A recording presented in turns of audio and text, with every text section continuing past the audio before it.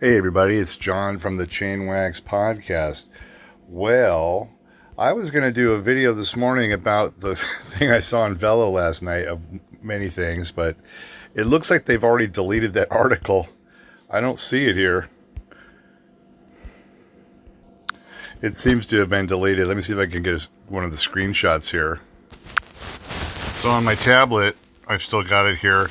The mud at Unbound was so bad people peed on their drivetrains to clean them. Okay, so yeah, I've heard some stories of the last few Unbounds, people claiming they've got chain lubes that made it through the whole ride without re-lubing, and I don't believe it. Okay, I think that our product would have done a pretty darn good job if the chain is well established with 5311 and you topped it off with a double coat of Uber Clear.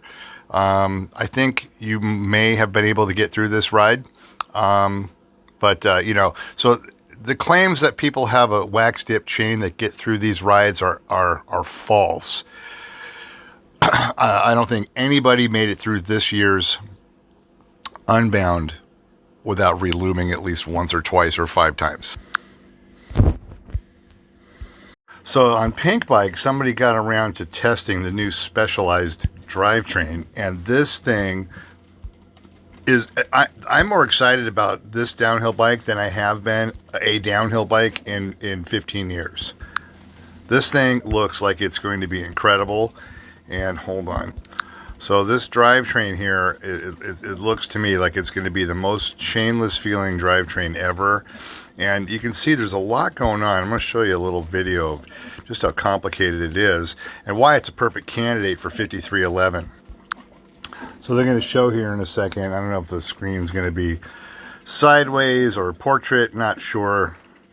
I'm back on my phone because I've been trying to do this on the tablet and I'm running into a ton of problems.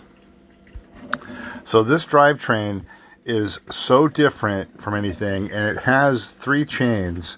Let's see if he shows the shot here. So you can see what's going on. You can see that the one chain is resting right on the crank arm with a little gear there. That little black gear there on the left sits right at the crank. So you're going to have all this chain lube right next to your leg, okay? And, you know, I'm not sure what they're using. They're probably using a pre-coated wax dip chain for this. That seems to be the new thing. I think all the companies are offering them now, Shimano, SRAM, KMC. And so back to this suspension with this drivetrain here. You can see the chain in this next shot here is really, it's just right next to your ankle. So, you know, having a clean chain is going to be pretty important on this bike. I think this bike will get wax chains into the downhill scene this year, and I'm trying to jump to the spot where it shows the linkage and the design of the chain system. I think here's the shot again. So it's pretty complex. What's going on there is the chain is right, it's using the crank as like an idler gear. So you can see how close the chain is. You know, it's just right there. I mean, I don't know. I mean, I guess your foot is pretty close to the chain to begin with, but it's so odd. It's such a different design to use the crank spindle as the idler gear, and then you've got this other chain that separates the system completely from so the crank turns this internal system, which turns this out external system that's separated from the suspension. Basically, from your crank is separated from the suspension. You have another idler tensioner gear here. So you've got a lot of things touching the chain. And there's another one, I think. I might be confused here because I've not seen the bike in person, but I think it's just these 2 chains. For some reason, I thought there was 3, one on the other side, but it looks like it's just all on the drive side. They've shown some reverse shots, so it looks a little confusing.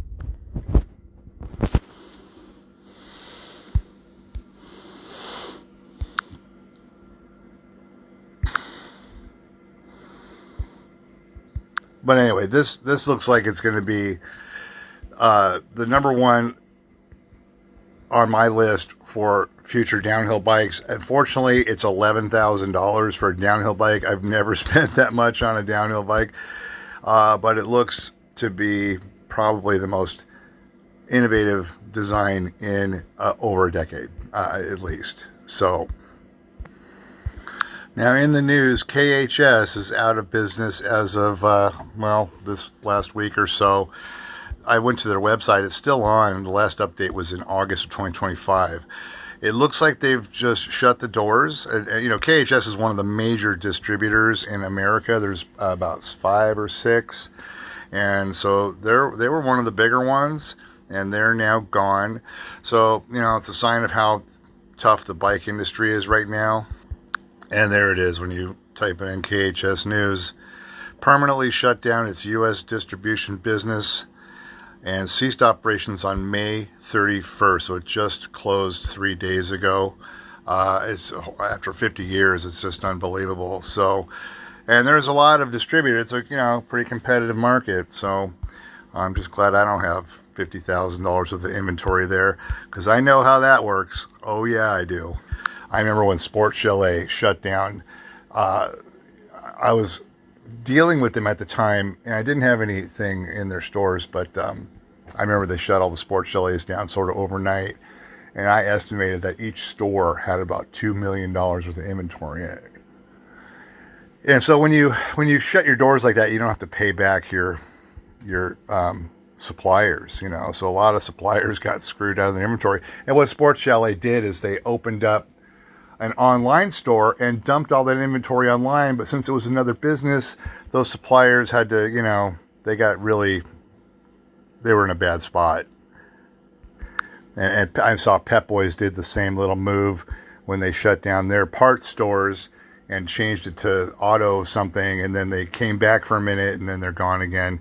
And those are all tactics that people do to get out of paying their suppliers. Not saying KHS did that on purpose, but it's just unfortunate when a company does this and you have inventory with them that's not paid for. Like, you might be on a net 90 with them or net 60, and hopefully they did the right thing and didn't take orders up to the last second and then shut the doors. I don't think they would, but I've been doing this a long time and I've seen it, and I'm just really sad to see one of the biggest distributors is gone permanently.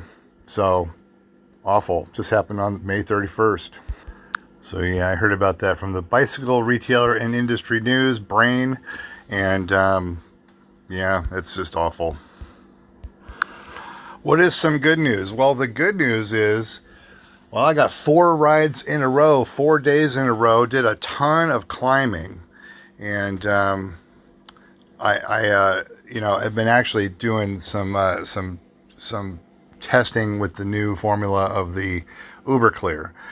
So the UberClear has gone through a redevelopment late last year into January this year, and it's a little more user friendly now, if that's the right term to use. I wanted it to flow more like the 5311, which doesn't have those sorts of problems.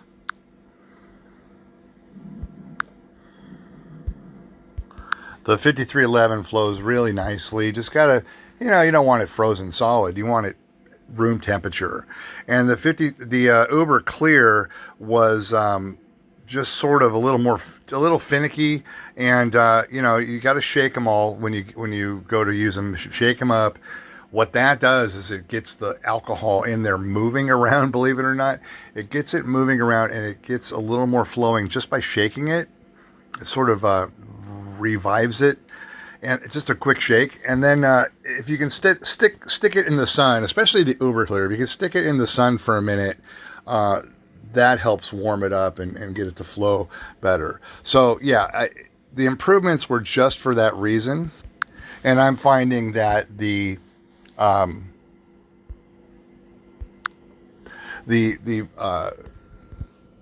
endurance of the product is the same. It's so silky smooth.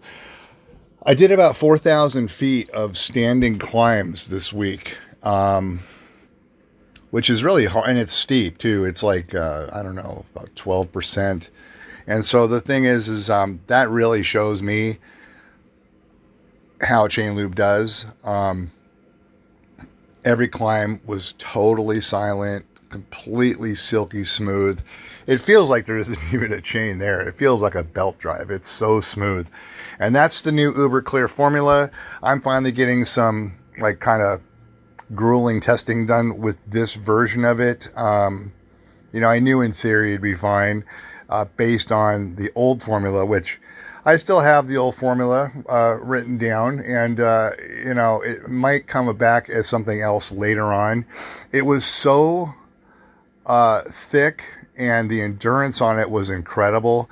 It was really better than any wax dip chain I've ever done, and I've done about 10 different formulas for waxed dip crockpot formulas. I know everything those guys are doing, and it's no big secret. It's real simple, guys. And so to make something like that in a liquid form at room temperature was quite a challenge. Most of the competition is resulting to these top-off formulas, and now we've got people trying to copycat me, but they've all fallen short. Their chains get super dirty. Still got to strip them and clean them every time you relube, and that's a big fail. But so yeah, the old formula of Uber Clear was something really special. Now, people were getting 500 miles on an application on road bikes and stuff like that under, clean conditions. And that was great. It just needed to get a little more consumer friendly. So I won't be able to do 500 miles in a ride to find that out myself, but we'll get some more data on it as it progresses here. I can tell you right now, it's already at the level of 5311 and beyond that, just based on my testing this past week under sort of like summer conditions, grueling climbs, these sorts of things. Haven't gotten a chance to do that till just now, and it's performing as well as I expected. So the question is inevitably going to come up, what do I use with my Darkmatter? Do I use 5311 as the supplement, like to extend the Darkmatter treatment, or the Uber Clear? And the answer is, if you're using 5311 and you like it, it's going to stay a little cleaner than the than the Uber Clear. Just stick with what you're using. If you want to try the Uber Clear, it's summer. It should be nice and warm. Well, it's summer here. I've got customers in Australia now where it's winter now. They're going through the beginning of their winter season. But yeah, for summer, Uber Clear's pretty good for application. Now, when it gets really hot, it's got the softer crockpot type waxes in there in abundance. So it can reliquefy on the chain if it's 100 degrees plus, like 110. 105 is when I noticed, there was an issue with the old formula. So I've hopefully gotten around that. It seems to be a lot cleaner. And at the end of the ride, if you see stuff built up on it, that's just these waxes squeezing out. It's not dirt. So you can just wipe it down. See, the 5311 doesn't do any of that. But this was designed for e-bikes initially, and e-bikes have a massive amount of torque and require, I'm saying somewhere around 3 to 4 times the protection of the average mountain bike rider. Okay, because you've got a motor that can produce the torque of a world championship racer under your feet. Okay, so that's the challenge. Now the 5311 does very well on people that can put out 1500 watt sprints and stuff like that, or more. But the Uber Clear was designed for the e-bike, where you're sort of doing those outputs often. And now that these new e-bike motors are 130 Newton meters and more, it's only going to get more and more challenging to create a chain lube to hold up to that. A chain lube that doesn't get filthy dirty. So, it's real easy to lube a chain with oil, but it's not just about how many miles it can go. It's not just about any one thing. It's about all these things together. Staying clean, staying quiet, having great shifting the whole time and getting superior chain life and chain protection, along with corrosion resistance and all these things. There's not another chain lube on the market that has it all covered except ours. So, this is something we worked on a long time, and getting outside of this crockpot maintenance, which really doesn't have any better results. It really doesn't. In fact, I think our results are better now than crockpots. But that was definitely the goal, to make this as simple of a process as possible at a really affordable price. So the technique is really similar to if you're coming off Finish Line or Ride Clean or White Lightning or one of those dry lubes or the Muck Off dry lubes. It's going to be a very similar application process. We say use the 3-headed brush. A lot of people are buying the product and not buying the brush, and I feel bad. I put a little note in there on the Chain Prep formula how to do it. And you can use a toothbrush. You can use the little brush I give you. But, the process of applying the chain is very similar to any of those products I named that are in every bike shop in America, basically. But ours gives you this crockpot performance, and more than that, it stays cleaner than a crockpot, and it stays smoother and quieter longer than a crockpot, and it's around the same price as one of these off the shelf products you see at every bike shop. So we hope the process of application and usage is clear. It was designed to outperform everything else in the bike shops, outperform or at least match the best crockpot formulas, and I think we've outperformed all of them now.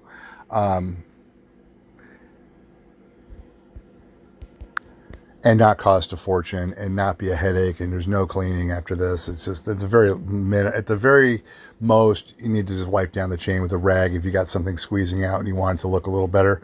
That would be the Uber Clear that has that sort of issue from the standing climbs, and in warm weather can squeeze out a little bit, and all chain loops would do that in that situation, by the way. So the product is got many uses, and we even have the clean lube formula for around the house, real cheap, $8.99, and this stuff works on tons of things around the house. Clean lube does a good job of cleaning your chain as well, and it's also, does a pretty decent job of lubing a chain for like a kid's bike or something where you're not putting a ton of torque through it. It doesn't have any of the high torque particles in it, so because it's not necessary for that for home use. Where the Tool Lube does, these are some concept bottles. So to start to wrap it up here, and before I forget, we talked about the SAG card in, I think, the last video, and one of the things I listened back, I forgot to mention it. It's like, you've got these older standard measurement shocks that use the inch format, and then you got the millimeter shocks. And the thing about it is, like, I have a particular bike that has a millimeter shock that's 37.5, and you can either use the 40 millimeter gauge there, it's really close.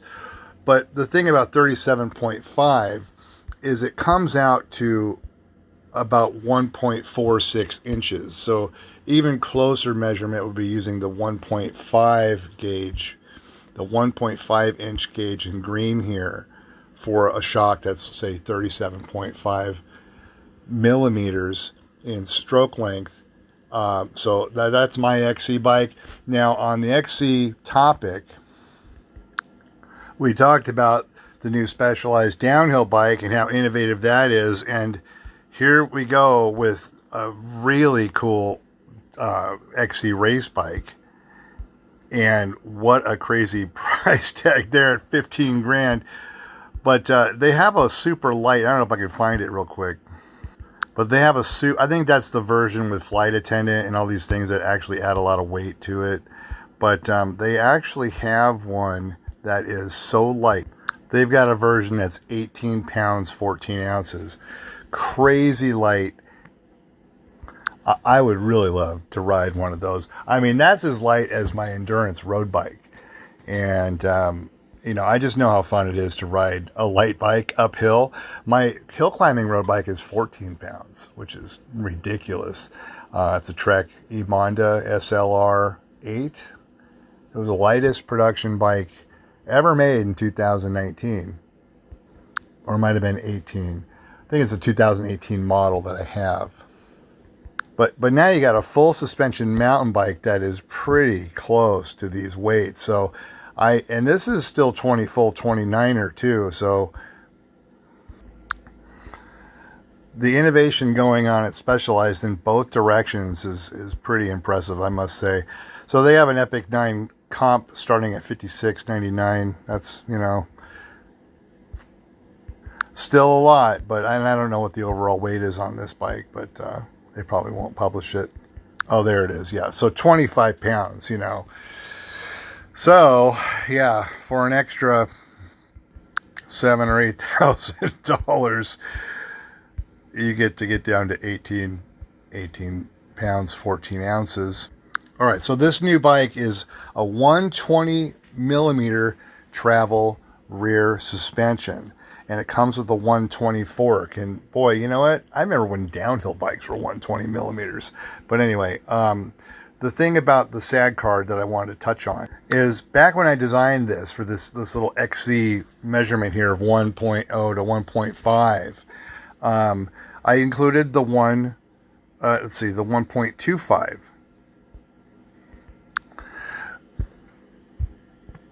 Which has a few shocks that fit that.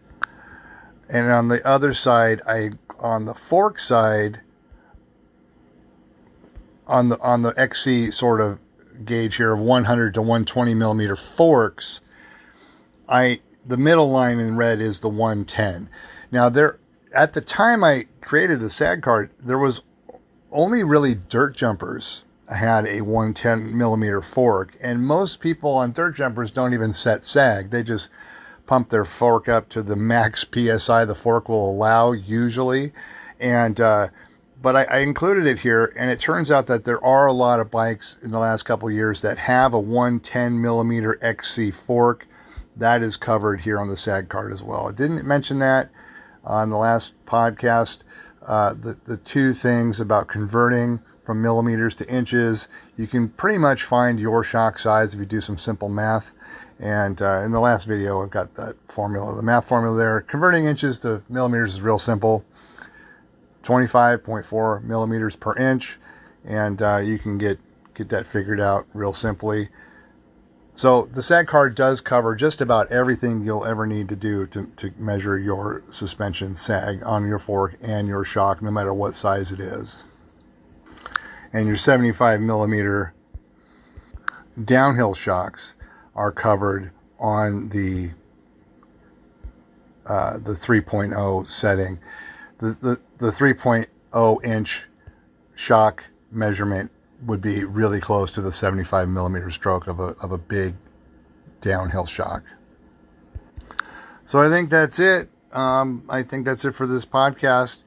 Here's a 165 with a downhill fork on it, something I always wanted to do to mine, but it looks like I won't be doing that. It looks like I'll be hopefully getting a real legit new downhill bike for the first time in quite a while. That's the next bike on the list, and we'll see if we can make it happen this year. Thanks a lot, guys, for watching. Try the chain lubes. It's aMTBer Products, aMTBeRproducts.com, aMTBer.com, cleanbikechain.com, all get you to the same site. So I'm about to go get another ride in right now. That's my itinerary for this morning. Got all the sales done this morning. Thank you so much, everybody that bought something last night. Really appreciate it. And I will talk to you guys soon.